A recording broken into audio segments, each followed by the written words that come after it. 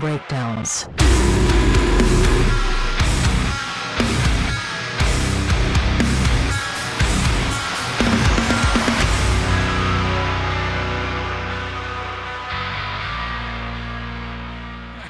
Welcome back to the Chill Sounds and Breakdowns podcast. We are on episode number 53. Bert, thank you. What would I do without you? I don't know. But yes, today I'm excited. I'm really excited. I've been trying to get this band in for a little bit, but it's really on my end, my fault, because I haven't been organized. But we're getting it together, okay? But today I'm excited. We have Aaron and Lauren from Greybloom. Woo! You guys are the most pumped for like that. Actually respond like that. I hate when I'm like, we didn't plan that. We didn't rehearse that. We're here. Yeah. I'm really happy because usually I'm like, oh, it's this, and it's just like silence, and I'm like, yeah, there's no audience in here. I don't know what, but you guys participated. Thank you. Definitely, thank you for making the trip out here. I appreciate your time and everything. Of course. But I'm excited because I really just want to get into like actually like how this like band actually got together. I know I first learned of you guys through Aaron. Actually, I saw you on TikTok. Something popped up, and you're like playing guitar. I'm like, that's really cool. And I'm like, oh, they have a band. And I'm like, oh, like they're playing here. I think you had a show. I think it was Tulips, if I'm not mistaken. Yes. Mm-hmm. And I'm like, they're in town. I'm like, what the fuck? Like, so it's a kind of weird, like wild, trickling thing. But I think I saw something about the band didn't start here originally. You were living out somewhere, or how did this all start? I don't know. Sure, yeah. You want to go? Yeah. So it first started off, like, Aaron and I, we moved to Dallas the same month and year. But like we hadn't met each other probably a year after living in Dallas. Yeah. We met through a mutual friend. He reached out to us and was like, hey, I think y'all will be really good friends if you're looking for friends in Dallas. So I think I like reached out and was like, hey, you want to get coffee? So yeah, we hung out and just quickly learned that we have a very similar taste in music. Mm-hmm. And I've been wanting to join like a heavy band or start a band for the longest time because I've never been in a band before like this. So Greybloom is my first project experience ever. Like in a band in general? Yeah. Okay, cool. And I asked Aaron, I was like, hey, would you want to write a heavy song together? Mm-hmm. I was like, I have lyrics, I have a whole format. Could you just lay a guitar track on it? And I sent it to her. She sent me back a demo, and that song is Monolith. Really? Yes. Oh, that's so dope. Yeah. And I was like, dude, we're going to be in a band. I just knew it. We're going to be in a band and something cool is going to happen and we're just going to do what we love and explore writing heavy music. And that's a hell of a first song to write together. That would exactly pump me up and be like, oh yeah, we're gonna write fucking. I don't know if we were planning on being in a band, but we're gonna be in a band. Yeah, we are now. It's happening. We are now. Yeah, that's okay. That's really cool. So you guys didn't know each other. You moved here the same year, and we're both like from different parts of the Midwest. Yeah, mm-hmm. And we literally, it's kind of like eerie a little bit because like we moved here at the exact same time. And then, we met like a year later. That's so weird. It's wild. It's like a friendship arrangement that happened. Literally, That's so cool. It's crazy. So how long have you known each other? So that was fall of 2020. Yeah. Oh my God. That we met and hung out for the first time. Yeah. And then we like wrote the song winter of that year, pretty much. So. Holy.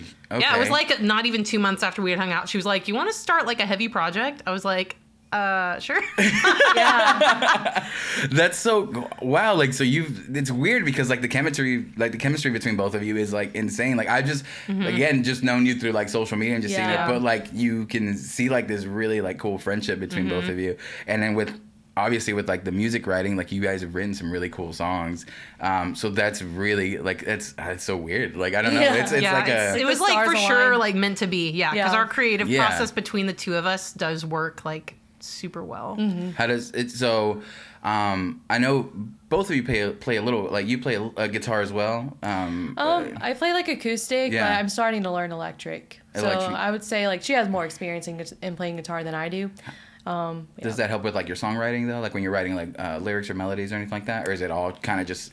It's just in my head. In your head, yeah. Yeah, like I'll write lyrics and I'll see everything that's on paper and just try and format like this is the verse, that's the chorus, and then this is what I'm hearing in my head, and I'll try and like translate it to Erin and just say, if you can just write like melodies here, a riff here, maybe a breakdown here, but also fit to whatever flows better, because she has more of the composition experience and I'm just more of like the visionary. Okay. Like, this is what I'm imagining. Can you help put it on in a really good format? So like building an outline first for you. Right. Like, you Yeah. kind of That's build how the we've outline done for it every and then- single song. Is she starts with her lyrics and an outline, and then I just write music to it. Interesting. Yeah. That's usually, I've It's usually the opposite. Yeah, I've never tackled a song that way. I've always like I've wanted to, but like I think I've just recently kind of started to do that in like a newer project. But before it was always like, okay, I have to wait till this is written, because composing on an instrument, like I've never actually been able to do. And I'm always like super jealous of people like to like write their own like melody, like just guitar parts or on piano or anything like that for songwriting. So it's a little harder. I'm always having to wait for like, oh, let me wait for them to write something. But sometimes I'm like, but that's not like what's in here. Like, can somebody? Yeah. But figuring out, that's cool that you guys figured out like how to speak to each other in that way, because having your like band members be able to translate what like you're actually saying to them, like oh, like again, like what you're saying, like you're able to, because you could say that to somebody completely different that you don't have that writing chemistry with, and they're just gonna be like, I don't know what you're talking about. Yeah. Then I'm sure you've run into that. Like, is this the first time you attempted to do a project, or have you attempted before? This is my first time ever. Like, Ever? I'm a You have baby. written a few songs in the past. Yeah, but like original, like just me. Just on your own. Not trying but to not with other people. write with other people ever. Yeah. Okay. Have you had other bands around? Yeah, before? I had a band back when I was in college. Yeah. We were like like an indie folk band. We literally started as like a Mumford & Sons cover band for like a talent show at our college. Awesome. And then we like morphed into more of like an indie band from there, and like it was fun. I was in it with my sister and like just some of our good friends, and we just played locally. That was when I was still living in Missouri, and we got to play with a lot of cool bands that we liked and looked up to, and we had a good like 3-year run of playing shows, and then we all kind of started moving and going our separate ways, and it just kind of faded out from there. But I was the acoustic player in that band at first, and then I ended up getting an electric and like playing electric in that band, but I was always just like a rhythm player. And Gotcha. I've been playing guitar almost 20 years, but like majority of that, I kept myself very much in a box of like, I just play rhythm, I just strum chords, I can only do this, this, and this. Yeah. And then like into the pandemic, I was like, I know I have a lot more potential, and I've just been limiting myself. So I literally just started learning stuff that was honestly too hard for me to play, but that made me get a lot better and playing more of like the kind of music that I actually enjoyed and wanted to be able to play. So I think the process of doing that definitely prepared me for like, when she was like, let's write a heavy song, I was like, I've never written anything heavy in my life, but I've been listening to heavy bands since like middle school when I fell in love with like metalcore and that sort of thing. So yeah, it's like just very recently, like the last 2 years of feeling doing, like really taking guitar seriously. Okay, yeah, because you write some really like nice and pretty like melody leads like on it, and that's crazy. That's only been within like the few like recent years of doing it. That's I like this story already so far. You got the twinkle finger. I was like, twinkle toes, dude. That's, No. That's your. There's your content building. It's just an OnlyFans of you playing guitar with your toes. There's a market out there for some. There is, but it ain't gonna be me. But you don't want those. That's not the type of fans. The Greybloom don't want those fans. I'm sorry. We No do not. judgment, but We we're do not. That's not not. the fans we're looking for. Okay. God. Oh man. This has already gone off the rails. I'm sorry. We're like 10 minutes in. Okay, cool. Oh man. Okay, that was gonna lead me to something, and I started talking Sorry, about lost it. Don't mention toes. No more toes, all right? All right, toes always derails us. No, I'm just kidding. Oh my god. Okay, yeah. So the band is just you two, right? You guys write everything. Do you work with do you do your own like tracking and producing, or do you like reach out to like other people to help you with that? So it's yes and no. So we do track all of our own parts at home. So like everything that's recorded, we just record at home, all the guitars and all of her vocals. Then we send everything to our friend and producer and engineer, Jeremy Schaefer. He's actually the one that introduced us, our mutual friend. He's in a band called Earth Groans. He's a phenomenal human being. So he has like a home studio up in South Dakota, and he like does studio work for a living. So he's just incredible with the work he does in like metalcore and just heavy music. So we were like, we want to go to him. So yeah, he was like, y'all can just send me your stems of everything. And then we just send him literally raw stems of vocals, guitars, everything. And he works his magic. And he kind of does a little bit of a producing role, but not real heavily. But our stuff is also not super heavily produced. Like I would say it's a bit more raw in terms of like the instrumentation and the production, which we like. But as far as like the drums and bass on the songs, neither of us are a bassist or a drummer. Okay. So when we would write the songs, the bass parts tend to kind of have more of a direction because that's going to kind of fall in line with the chord progressions of the guitars and such. Yeah. But with the drums, I would usually just kind of have like really basic ideas, or I would just throw on like the AI drummer in Logic to just like play along with my guitars just to have something. And then we've literally had like different friends play on almost all the songs. Yeah. Really? So different different bassists and drummers on almost all of the tracks, and they just track their parts remotely, and then we still sent him everything. So like everything you hear on the EP is like played by a lot of different people, but it still sounds very cohesive, but that's just like Jeremy making everything sound cohesive. This kind of through what he does. That's honestly such a cool idea though, because you get a bunch of different like people's drum ideas. Like you get a different drummer or a different bassist, so you add like different flavors to each one of the songs. That's a pretty neat idea, and it's kind of cool that you worked yourself like your own like network of like these people, which is really.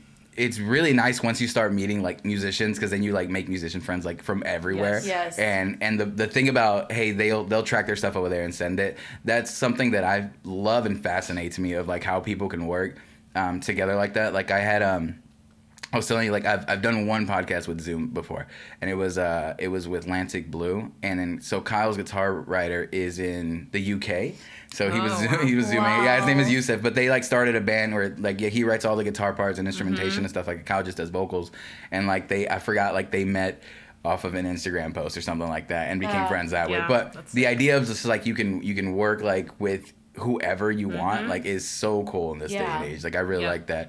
And then tracking on your own is I feel like it's like super important like now. Like you have to be able to track ideas like when you have them and be able to send them off. But that's really cool. The writing process for the EP, I know, so Monolith was the first song you guys wrote. Was there ever like the plan after that to be like write an actual like EP, or was it just like let's write songs and see like what comes kind of with it? Yeah, I would say we were just like, we're going to go at our own pace and take this one step at a time, and, you know, we're not in a rush, but I think because we started writing in the pandemic and there's just so much change going on in our lives, and, like, for me especially, I feel like I was experiencing a lot of, like, just growth in my spirituality, and I'm like, I'm just going to, like, for lyrics, just focus on what I see in the moment. So I was just writing and writing. Like, after she sent me that demo with Monolith, I was like, oh, I want to hear more. I want to see what else we can do. So then I just wrote a bunch of lyrics. I have like 5 songs. You let me know when you're ready to hear them and write to them. And so we did a bunch of writing all of 2021. 2021, yeah. Crazy, like, last year was 2022. Yeah. I know, I can't believe 2022 is already done. I'm like, that year didn't happen. That year, blank. I realized, like, It's crazy.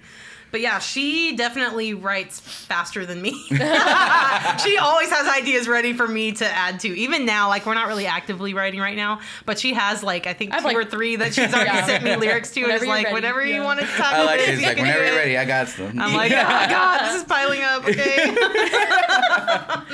Oh, we're also doing, like, some collaboration songs with other friends and bands, too, that we're hitting a point with our writing where we're prioritizing, like, you know, like, what do we want to do? Which song is going to come first?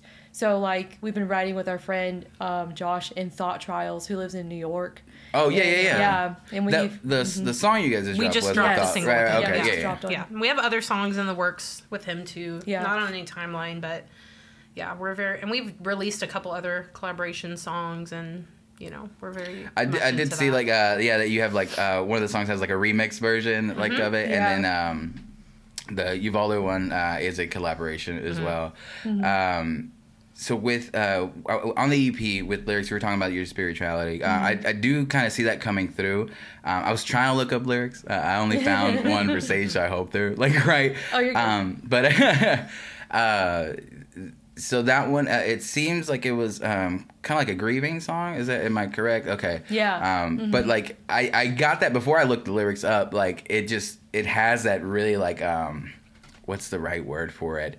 There's like a real like spatial feel to it, to like the way like the ambient, atmospheric. That's the word, ambient and a lot atmospheric. of space to it. Yeah. Yes, which kind of when I read the lyrics on it, I'm like, oh, this all like really like goes well together. But like you have a really like. I need to pick up a dictionary so I need to work on my vocabulary, because literally the only word is like, you write really pretty. But like, like your choice of words, like how you write stuff, I'm like I feel like I was like, I'll have to like I want to like reread it to see like what I missed and stuff like that. Oh, So cool. it feels really cool like that way. Awesome. And reading it with like listening to the song kind of seems cool. I like I heard it on 2 songs, but like where you will speak like the chorus melody line, not speak it, but you'll sing it softly, and then you'll kind of like sing it like bigger at the end. Yeah. I really like that like kind of style, because it starts off and I'm like, now that I've heard it, I'm like, oh, it's coming. But like before, I'm like, when it hit, like I remember hearing it's not Mahal, it's not Sage, it's Is it Quartz? Is it Moonglade? Because on Moonglade. Moonglade, when the Moonglade. chorus Yeah. repeats, it's up and it's Yes, big. it's Moonblade. Yeah, I remember hearing that one at Chill Sounds, and I was like, I ran because I'm like, this is I want to hear, like, because I was like running all over the place that day, and I'm like, I can't miss this one. Like I ran and I heard it like starting, and I'm like, this is it, and I'm like ran. Time to go. But no, that one has a really like nice hit, like to feel, and it's really like emotional. Do you try to like, is that one of like your priorities to encapsulate like emotion in like these songs, like when you like sing and on some of these like parts? Absolutely, yeah. Because I feel like capturing the emotion and having people listen or see it played live, that's how you connect with others, or they feel the sense of vulnerability of like you're connecting with the artist. And like I really love, my goal for like writing lyrics is like, sure, it's for me personally, it might be focused on one thing, but it can be relatable to a bunch of other different stuff that people are going through that can relate to them in their own unique way. So yeah, I definitely want that emotional piece to be involved, and it just, I don't know, I feel like it's better to connect with the song that way too. Yeah, I think you're right. You create more genuine connections with people that way. And then one thing we've mentioned on like with a few other like groups here is that like one of the kind of really cool things about music, but also like and art in general, is that once you put it out, like you put out your interpretation, but everybody else gets to pick their own. Yeah. You know what I mean? And it's a really like special moment, because if sometimes you'll have people like coming up to you and being like, oh, this means some this, and you're like, that's not what I wrote, but that's really cool. Like you understood something different, and it affects you, because a lot of stuff we relate to like are the same stuff we go through in different things. So music seems to be like that really cool connected feature where you're like, whatever topic it may be, there's music behind it, and it kind of makes it like beautiful at the end. So it's a really cool moment between like musicians and like the audience that you kind of get to have. And live, there's no other like feeling like having it like right then and there. It's like immediate like reactions from people or how they dealt with it. So it's really cool. You guys have been played a few shows this past year. What's been like your experience with that, like with reception? It's been cool. We've only played 3 shows. Yeah. Which is, so we're still very much like a baby band in that sense, which is weird, because it's like online, I feel like we've made a lot of connections and stuff, but when it comes to like real life playing shows, getting to know people in the scene, it's like we're still like getting our feet under us in that sense. But our very first show was almost a year ago. We actually played South by down in Austin, which is Really? like, what? How is that our first show? Hold on, how did that happen? We had a homie in Austin who he booked shows there, and It's about networking, I swear. he like booked a showcase and was like, y'all want to play this? And we were like, yeah. So we literally had like, we didn't have a band at that point. Our drummer flew in from Idaho. He's a friend of ours who played on the EP. Yeah. we had a friend who was also in Austin play bass, and then another friend of ours who was flying in to play his own set at this show played second guitar for us. So it was super cool because it was us and all of our best friends. Yeah. And that was our first live experience, which was just really cool. And then we did play Tulips in the summer, which was amazing. That was a really good reception, too, considering that was like our very first local-ish show. I know it was Fort Worth, but we had a really good turnout for that. And then, obviously, the fest, Chill Sounds, like, that was awesome. Yeah. That was great. So because cool. most of the people there, we did not know. Good. Most of the people watching us were Yeah. brand new, and we didn't know them. They didn't know us. And we had a really good time playing, and we got a lot of good feedback from that. So Yeah. that was great. Yeah, I remember running in, like, people asking, like, who was it? Like, who was it? And I'm like, oh, it's this. Like, making sure, like, people knew. That's great. So that was your third show. I know, like, you hadn't played many, but I didn't know that was... So that was the last one you played for the year. Yes. Cool. Yes. That's awesome. And like I said, once you were like, there's a bunch of people we didn't know, I'm like, that's always a good thing. Oh, like, yeah. Yeah, it's scary sometimes because, like, oh, I don't know how they're going to, like, receive it. But that's, like, the point of that fest is that, to put people in front of, like, an audience in front of, like, people that maybe they wouldn't see. And, like, there's a bunch of people that come out with, like, new, you know, bands or musicians that they enjoy now that, you know, they don't go to those shows normally, but they see something. And I think you guys definitely were one of the ones that picked up, like some new fans that day and stuff, because it was a hell of a performance. I love that. Thanks. Yeah, that's crazy, the South by thing. Yeah, but that's wild. so the band is just you two. So like when you guys play shows, you guys have like a group of like people that do it. Yeah, you we guys kind of figured out one. It has Yeah. varied every show so far. We've had different people, but yeah, we do have some shows coming up that we have kind of our crew that some of the people playing with us now have played shows with us before. So it's feeling a little bit more. It's starting to feel a little bit more secure. Yeah. It's hard when you have new people every time having to learn the songs and rehearsing, and it's absolutely.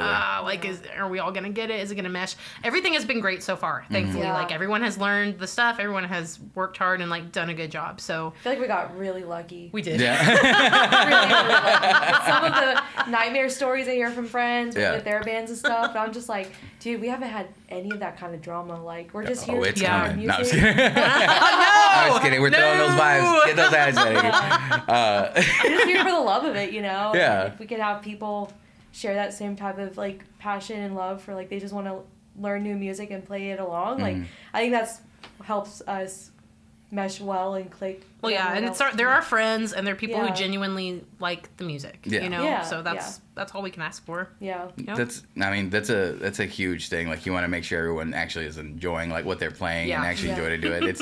It's tough. It's weird. Like I keep bringing it up, and it's like with my last band. That's kind of by the end of it, no one was having fun playing. And like we're like still friends. We love each other. We're like, hey, like it got to a point where like we don't. Like, we keep trying to drag this, like, sucker along, but, like, if we're not having fun, or we're not writing the stuff that we want to write, you know what I mean? Yeah. Because all the stuff was, like, super, like, behind. I think we were at the Fever Cult show yesterday. That's one of the things I was mentioning. I was like, all of our songs that we were releasing were really old.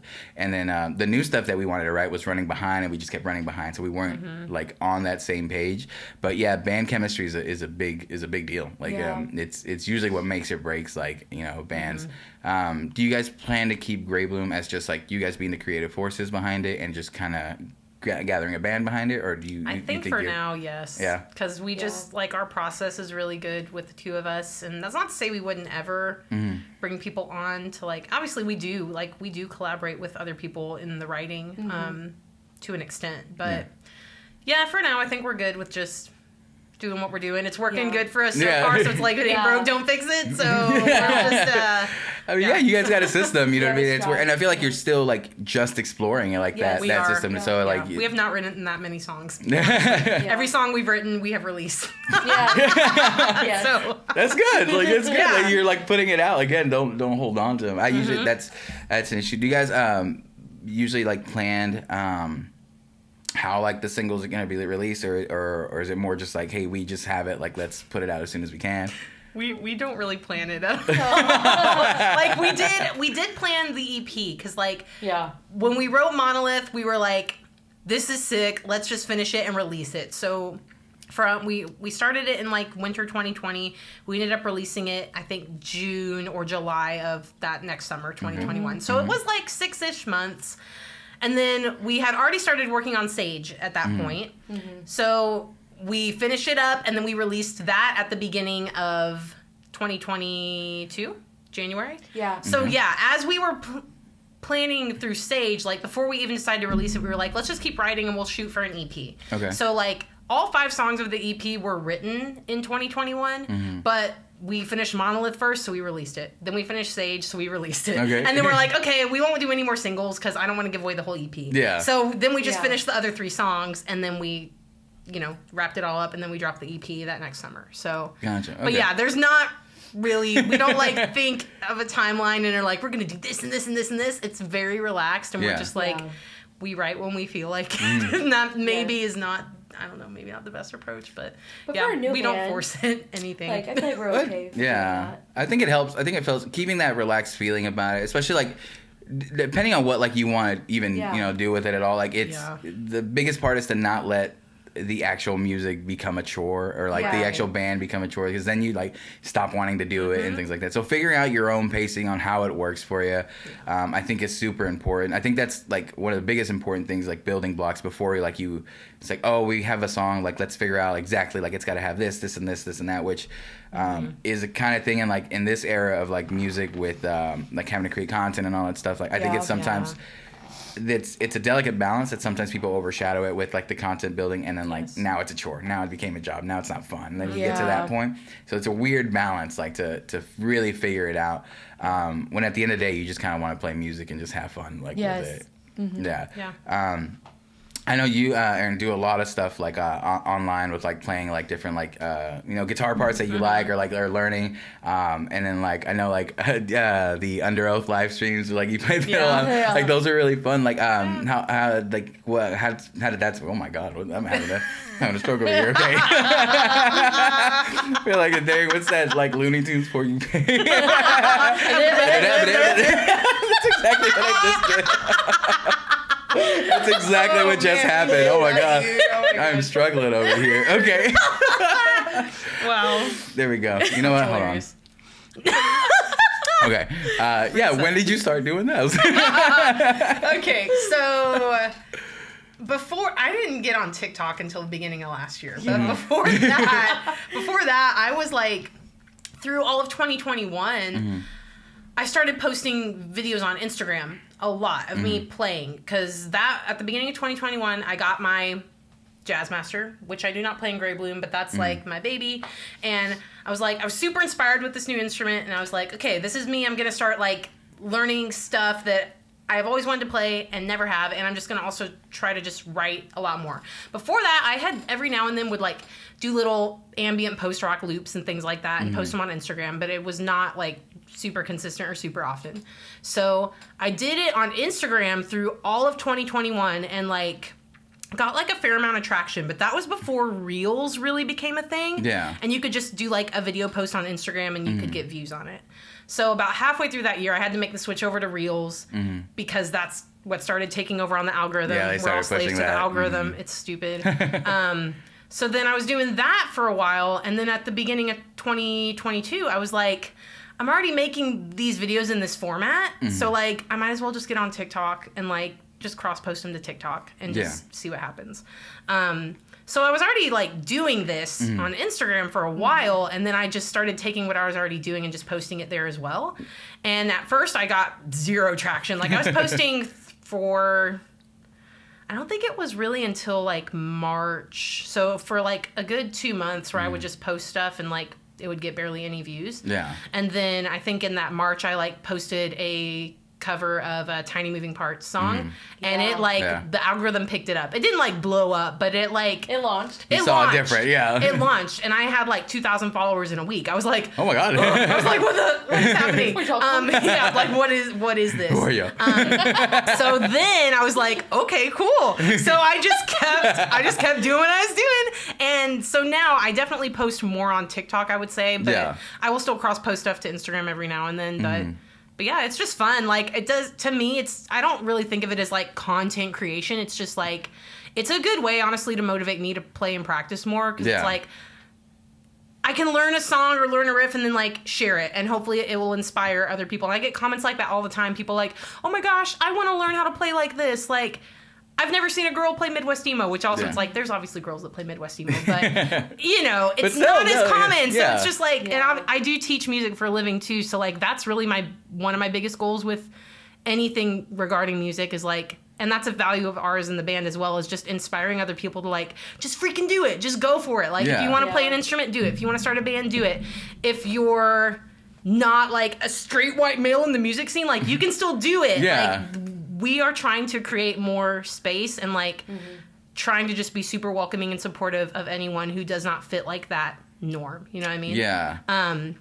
So that's another reason why I do like to post as much as I do, is I'm just like, if I can do it, if I can like, after playing like 18 years of guitar and just being super stagnant, and then like take 2 years and start learning songs that I want to learn and just like grow my playing this much, like literally anyone can do it. I promise. Yeah. So that's a lot of why I like to post as much as I do. I think that, yeah, you're right. It helps out a lot because it, first of all, it shows like sometimes people are like, oh, it's someone like, you know, kind of like me, like playing like this stuff. And I mean, that's one thing I did want to bring up, but I will wait to bring that up. But yeah, like it just shows how like simple it is. Like you just need to try. You just need to try and do these things, and you can play. And then it's something really enjoyable. But sometimes people see like finished products in bands and be like, oh, like I can't do that. Like obviously like they're super good at that. I'm like, yeah, there was a point where they sucked. Like it happens, you know. Yes. Every one of your favorite musicians sucked at some point and wasn't good or didn't know what they were doing. And just like, it's just about how like you play and then making it enjoyable for yourself, which I think that's like why you don't see it as content creation, because it's just like I'm just putting on the camera and I'm playing stuff that I'm already playing, you know what I mean, and just sharing it with people. And that's one thing when I talk to people about content creation and they're like, you know, I really don't like it. I was like, it's just, you just got to figure out what works for you and put out stuff that you know that you wouldn't like. What do you stop and like look at when you're like scrolling through your phone or things like that? But the other thing you brought up, that was another thing I saw with like Greybloom, that it's like just the female fronted like metal like core band. It's like, you know, and it's definitely not something that's like not somewhere like it's never like not happened before, but it's not something you see common, and I think that's so cool, because that's another thing that I saw. I'm like, that's really cool. I'm sure like a specific part of the audience is now seeing like, oh, I can start my own band, you know what I mean? Like because is that something obviously like you just mentioned, so it is something you're conscious about, but it does that kind of just like help motivate you to like want to keep like doing it and stuff, or does it just make you like feel good?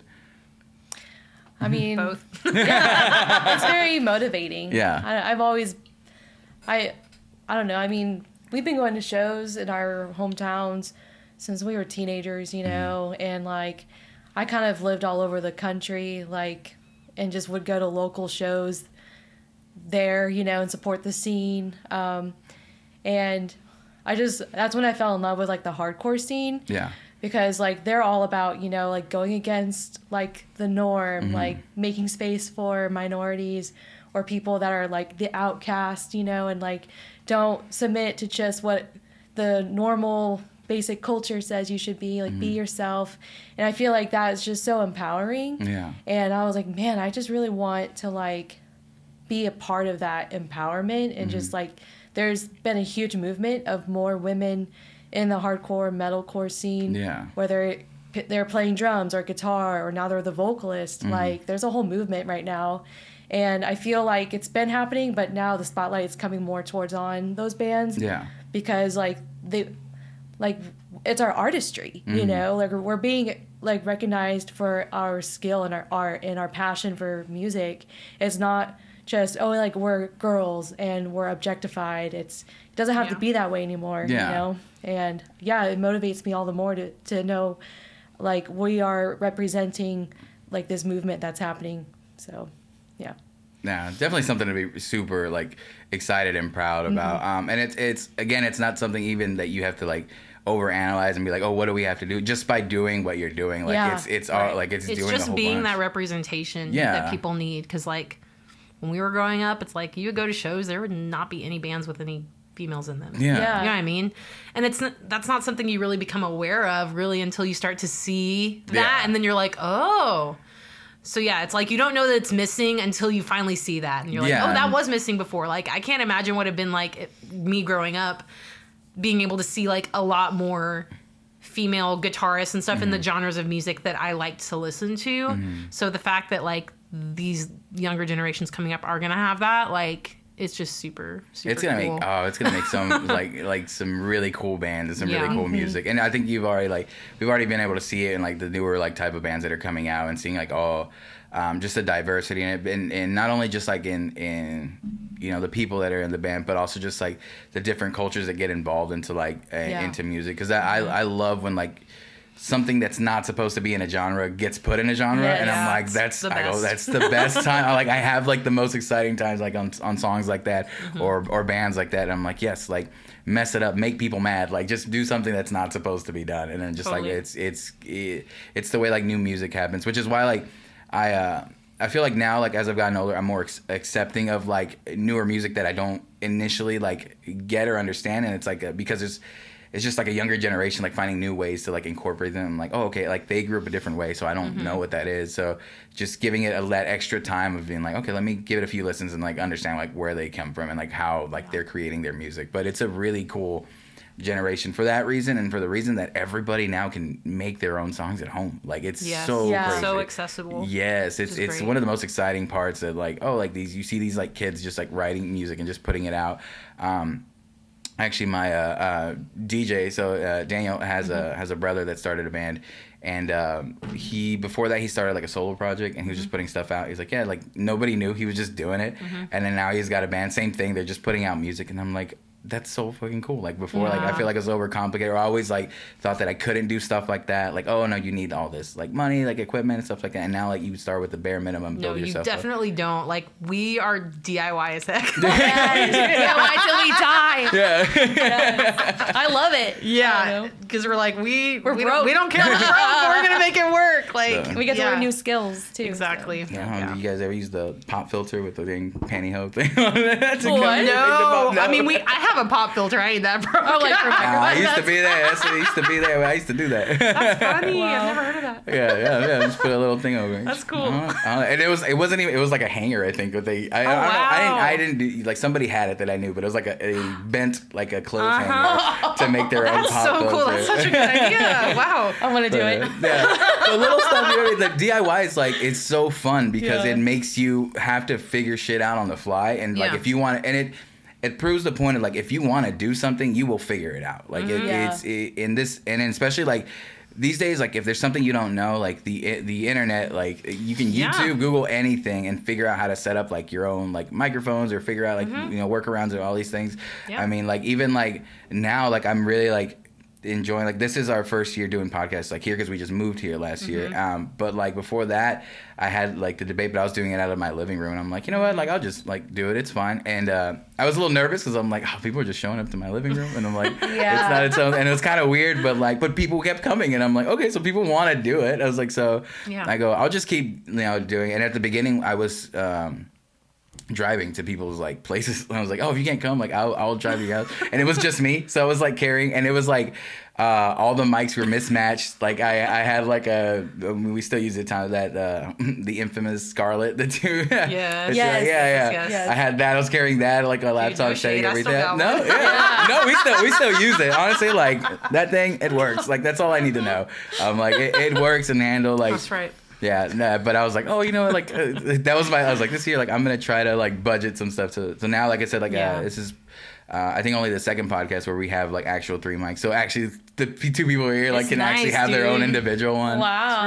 Nice. We had an extra room in the house. Like, you know what, let's just make this room like our like content creation room, like for stuff that we have, because we have like I was like I want to make it a podcast studio, but for NoiseROT, like I have to make like all these like videos and stuff. I was like, we're not even done like decorating, but we're gonna like decorate it so it all looks like we'll be able to like make stuff for like local, so it should be fun. But yeah, the DIY route is so fun. Like I don't know, like it's difficult at times, and you're like, I wish I had this, but it makes you work with what you have, and it's really fun. So I think it's a good way for people to start off like playing music and things like that. And collaborations, you were talking about the hardcore scene. Actually, before I get to collabs, the hardcore scene are some of the most like. It's weird because oddly enough, before I started getting involved with like the hardcore scene, I was very intimidated by the hardcore scene. I'm like, I'm not tough enough for this crowd. Like, you know what I mean? And like over the year, like the past year, like I've gone to so many shows now, and like there's some of the most like loving people like out there. They're so sweet, and I've met like and made so many friends. And one thing about that scene is they're people turn out for their shows like Yes. none other. Loyal to the team. Yes, it's so great. cool. It's Yeah. so great. It's such a great like camaraderie and like community, which is like what we've been trying to work to like to spread to like every show should be like that. Every show has to have like their own community. So how to figure that out. But with the last collab you did was the Uvalde one, was it right? That was the Okay. last one. Yeah. And that one I feel like had like a little bit of like hardcore feel to it and like the drums and stuff like that. Yeah. Also like a very like tough topic to like kind of talk about. Yeah. Kind of did it just feel like you had something like to say about that, you just like needed to say it and kind of felt that way, or how did that come about writing like on that topic? Yeah. So when all that happened last year, first it was like, I don't know. I just feel like since the pandemic, it's just been a whole perspective shift on like, you know, there's all of these huge tragedies happening in our world, and it's like, what kind of person do I want to be, and like where's my position, you know, with like, am I going to speak up about it, or am I just going to like turn a blind eye and just let other people take care of it? And I'm just the kind of person that like, if I am very stirred up about an issue going on, I need to say something. Like and I just really want our music to kind of be a platform that does that in a way that's like, here's the truth that we are seeing, and everyone's invited to hear it. And we're not trying to cause like this discourse or division or make it a two-party situation, but like, these are human lives. Yeah. You know, and when does that, like, I don't know, I just feel like the sacred of living in life is just being so tainted because we're just, of like social media, we're used to seeing people on a screen and not like having these moments like in face to face. Yeah. With the pandemic, you know, being isolated and stuff, I feel like we just kind of lost a sense of like, it matters. Of like knowing other people and how sacred it is to live life. But when the shooting happened, I was just so like, I was just moved. And there was a shooting that happened in Buffalo, New York. Our buddy Josh lives there. Oh, wow. And 10 days after Uvalde happened, and I'm like, man, you know, like Texas isn't our hometown, but it's where we're living right now. And it's like, I just want to be able to write with what I see every day or whatever inspires me. And I have to say something about this. And I wanted to pay tribute and honor the victims more than, and also like address the major gaps, the issues that are causing these sort of like this tragedy that's happening in our country. Because it is sensitive, but I think it's important to keep the conversation going. But, like if you have something you want to say about it, obviously like you have a platform, you know, no matter like what size you may think it'd be, like it's still using your voice to say something that you want to say. And like I said, it's not the whole thing you said about not causing a divide. It feels like every day, like that's what everything you see like on social media, like anything news, like that's what it's trying to be like. Instead of trying to just build a community together, it's like, how do we like divide it into like two, like you know, you're on one side of it. And then stuff like this, you're right, during the pandemic, like everyone had to stay away from each other, and it was all you saw was like the stuff like that you had access to, which is stuff on, you know, your phone or TV. And then it gets to be a little rough, and then you stop talking to people in person, and the more you like overstay like on social media rather than like actual human interaction, you start forgetting that, like, you know, if you have different opinions with like people and stuff, like you guys have a lot of common ground. It's easy like to talk in person, and I think it's way harder to say like some of the stuff, like these wild shit that people start saying like online to someone like in person. Yes. And it causes this really weird where you're kind of like arguing with yourself, and then feel like, oh, if I say this, someone's going to say this, so you say something else for it. But like stuff like this is why I like doing things in person, and why when shows came back and like people started being in community, it's like, oh, it's important to be out like with people and talk to like actual people and not feel as isolated. When you look, I'm like, oh yeah, there is people out here that we can like, you know, interact with and talk to and feel comfortable with. But that's something I think that's really important when you have a platform, is to, you know, no matter what it is that you want to say, to make sure you say it. You know what I mean? The staying quiet part is a little like, you hold on to too much, and then you know, sometimes you end up looking back and be like, oh, I could have said something, should have said something. But yeah, it just helps like bring awareness to that. I thought that was really cool. On the song, like, yeah, like you, again, bringing more attention kind of to like the victims. You were reading off like the victims' names like during it, which made it a really like powerful, and like you can kind of feel like the frustration in the song, the way like it progresses. So I thought that was a really nice dynamic in the way that song got built based on like a really, like I said, tough topic to talk about. So I definitely commend like you guys on writing something like that. That was, yeah, really cool. Yeah, so for Greybloom this year, you guys are playing. You guys are playing a show actually coming up, right? Actually, we have a tour. We have a little tour, baby. Yeah, I was like gonna bring that up. I was like, oh, I forgot. I'm like, wait, can we talk about that? Yeah, That's yeah, right. yeah. Yes, Oh, yes, yeah, yes. it's So that announced. kicks off the 4th. So the 4th is the last date. It's, Okay.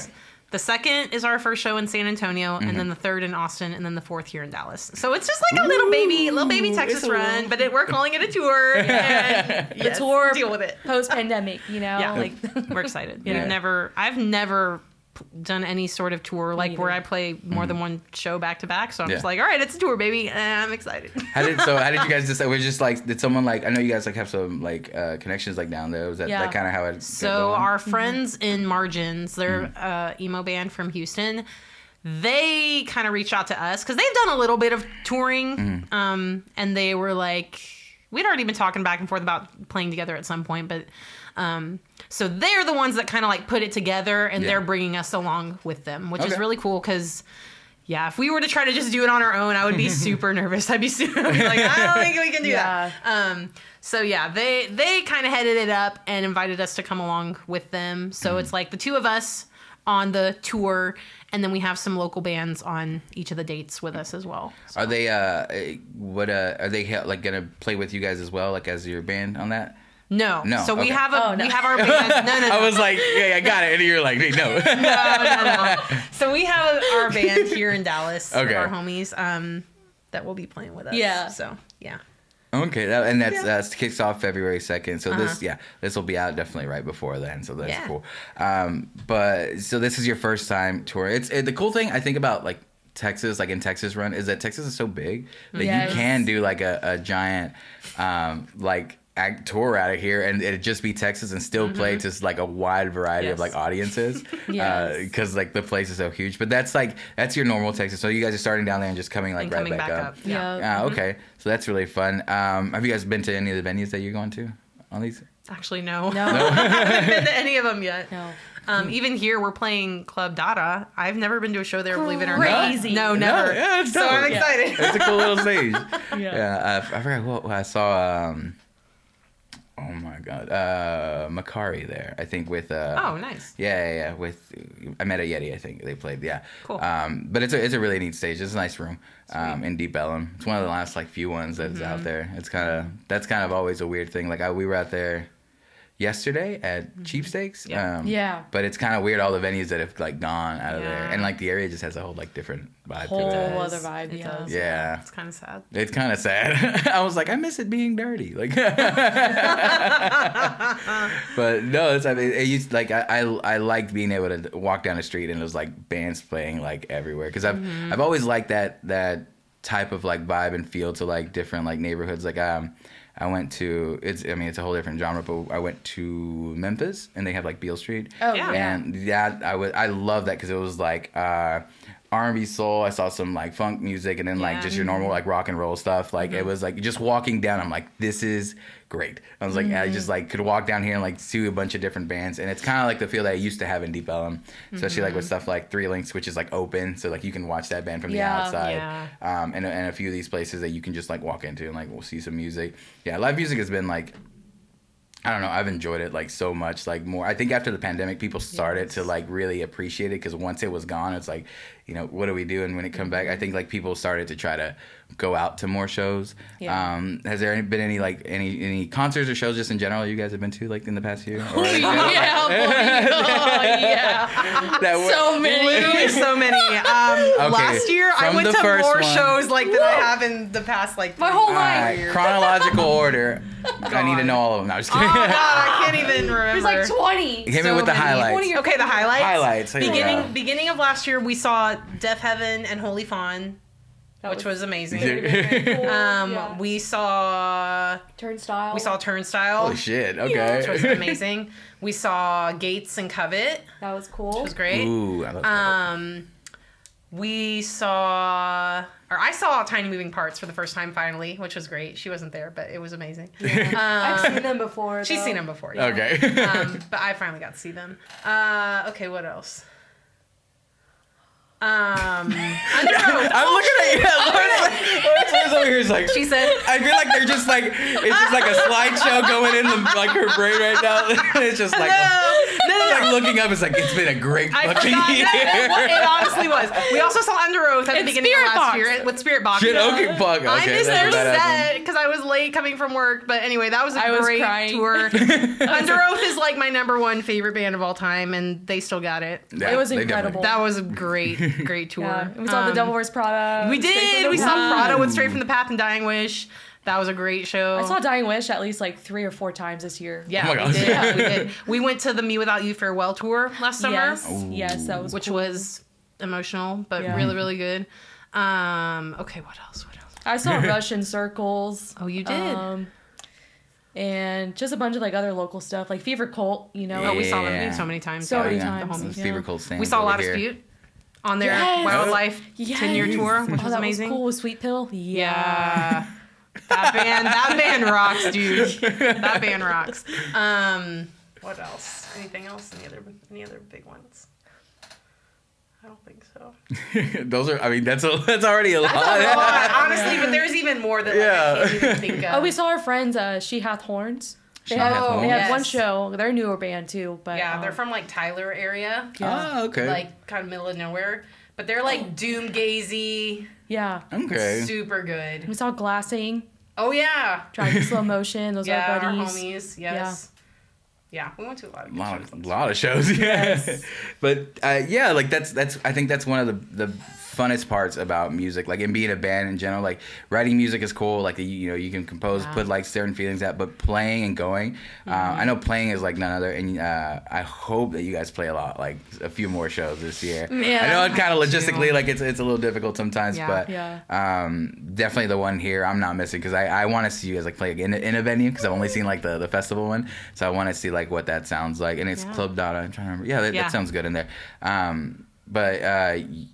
Yeah, live playing. It's one of the things that probably the biggest thing that I miss out of, because everything else I can do. Like, I was like, I can Yeah. do, you know, writing stuff. I can do that stuff, you know, alone or whatever. But like playing live is just something that just that Yeah, feeling. there's Just nothing like that. yeah, it's super cool.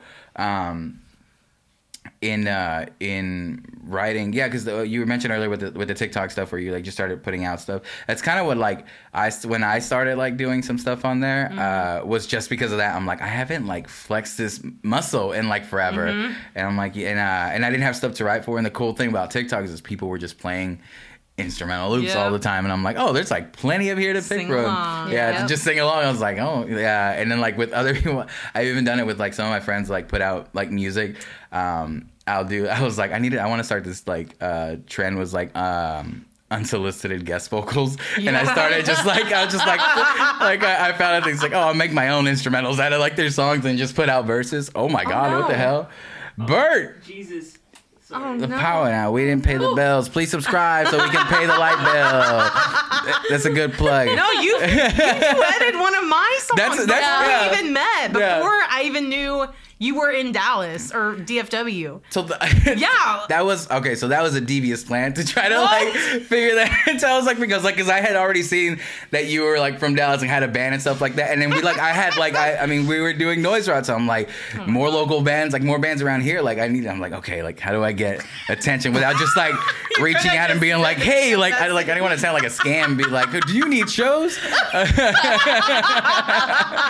I was like, I'll do this. Plus I was already like doing it, so I'm like, this will be cool. And I'm like, was okay. cool. I'm like, all right, cool. Like, made a connection here, networking. Yes. And I do that. That's like my way, like, because early in the year, like, I think like what like Daniel taught me is just like, a lot of these like bands that we've like gotten to play like with or gotten booked, it's just like, oh, you just gotta kind of like shoot shots and see what hits and sticks. And I'm like, okay. Yeah. And I'm like, I don't know how to do that. I go, so I started like doing that because like I forgot like what I think I did that with. recently with like I Met a Yeti, and then I think no, not I Met a Yeti. It was Resilia, but it was like a band, and I like sang one of their songs, and then like they commented and right then it's like, by the way, if you ever back in like in Dallas, like we book shows and like that. But I'm like, oh, I found my way of like communicating with people. Yeah. Other than the fact that like you like again, I was already like looking for stuff, and like you play like some really cool stuff that like just kind of was like I was just picking whatever like things would inspire me at the time to write something. I was trying to make it a daily thing where I would make myself write something awesome. new, Yeah, and good. low pressure again. Like now I was like, oh, if it doesn't make sense, because some of like I've written some stuff and I go back and I was like, this doesn't even make sense. Yeah. I go, but it's just like, oh, whatever. Like I wrote something, Yeah, and it's then just like I said, practice. yeah, and Yeah. it's a cool like practicing model. I got rid of TikTok for a little bit because I was spending way too much time on it, not being Yeah. productive. I need to get it back though because I need to start putting stuff on there, but. Yeah. I think that was my favorite part of it is just like because I started making like musician friends, and I'm like, that's really cool. Like I was like, I had someone to play every like part. I was like, oh, like someone plays drums, and like I found like this group that always like anytime someone puts anything up, they would get together and fill in the rest except for vocals, and I'm like, I have my internet band. Like Yes. Amazing. But it's fun like that, just like connection with people. I think it's really cool. With social media, I think that's one of the positives that I've seen with it is just like people connecting with people they wouldn't normally meet, or being able to be creative with like whoever, and just like, getting exposed to like people just doing it and even inspiring, like you were saying, people to play their own instruments and stuff like that. It's just been really fun. Yeah. So this year, you do have, I mean, you have music whenever you're ready, right? Don't remind me. I'm just gonna start messaging you, Erin. It's like, have you worked on those songs already? I was like telling her even on our way here. I was like, so I have some more lyrics. It's like it kind of sounds like this style. Like I don't know, maybe I'll write a guitar part for it. We'll see. Like, wow. Maybe I'll also write guitars. It's like, I guess I'm gonna have to write guitar I have too. to do Like this myself. Fine. a little passive aggressive nudge. Let's to He's like, yeah, I might try to start writing my own guitar parts, I guess. And you do what you need to push this, man. I need more music. I'm just saying. It's fine. It takes time. You guys are all busy. We have lives. Yeah. Apparently, Sort of. yeah, you got to Not live really. those too. You know, I don't eat anymore. just the one is fine. It's all right.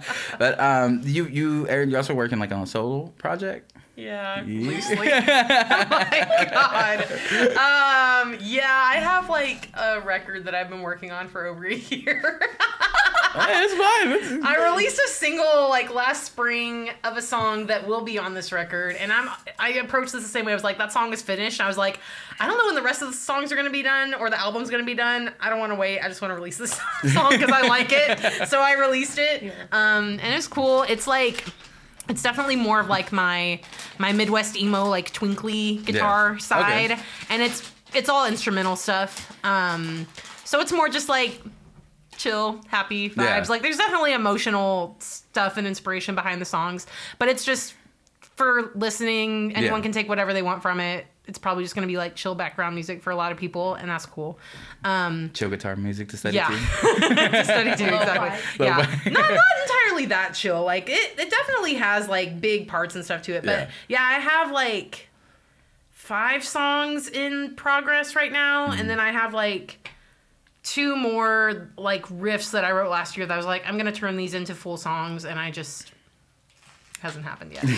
But I really want to try to get it finished and have it out this year because I mentioned this to you last night, but it's like once you've sat on something for so long, it's just like I don't want to get so far removed from it that it like doesn't really motivate me or make me feel happy to just even release it. So I think I just need to. It's just partially, collaborating with other people and just on all sorts of different timelines and things like that. That slows it down a little bit. Like I could do it all myself, but it would not be as cool. Yeah. Especially when it comes to like drum parts and things like that. Like Yeah. I definitely enjoy working with my friends on that sort of thing because I know they can do a much better job on it than I could, and helping me like produce and things like that. So don't know. Hopefully it'll be out this year. We'll see. No, that's an affirmative. It's coming out this year. No, you heard it here first. Cool. And for Greybloom, any things you guys want to like plug in here? I know that the tour is coming up, so that's one plug. So that starts February 2nd in San Antonio. Yeah.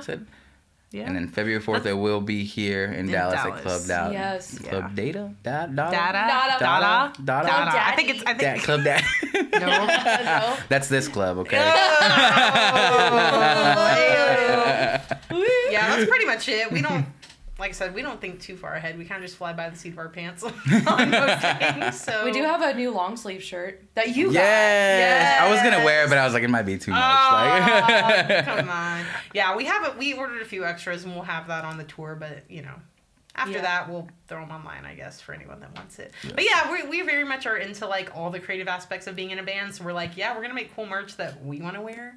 And if other people buy it, cool. But it's honestly, first and foremost, like for us. Yeah. This is a really cool piece of art that we want to have and that we think expresses our band in a cool way. So that's been cool too. It definitely does. Cop a long sleeve, all right? Yeah. Go find them on one of the shows and buy one in person. Meet them, say hi. If you want to play drums, just let them know. Always looking for more collabs.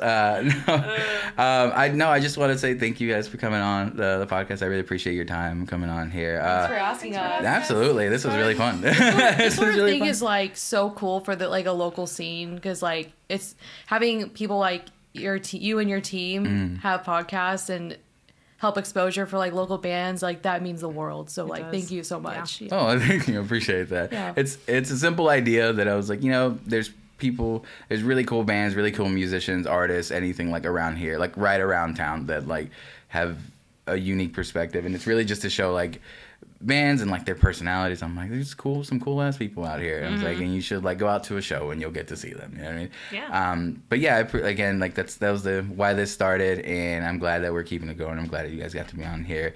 And then any other time, like eventually we'll get our schedule together. So I'm sure that we'll have you back. Cool. But yeah, I appreciate you guys coming on. Thank you guys for watching, listening. This has been episode number 53 with Greybloom. We'll see you guys next time.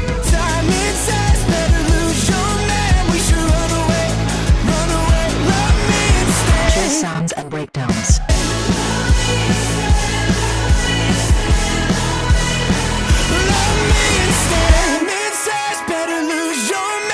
Run away together while we still can.